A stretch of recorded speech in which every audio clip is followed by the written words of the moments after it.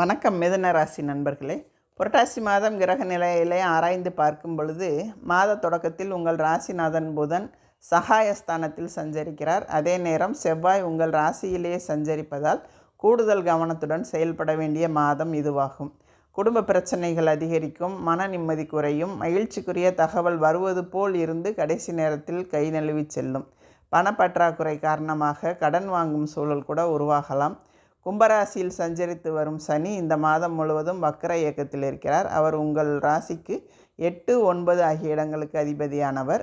அஷ்டமாதிபதியான சனி வக்கரம் பெறுவது நல்லதுதான் என்றாலும் பாக்கியஸ்தானாதிபதியாகவும் சனி விளங்குவதால் நன்மையும் தீமையும் கலந்தே நடைபெறும்.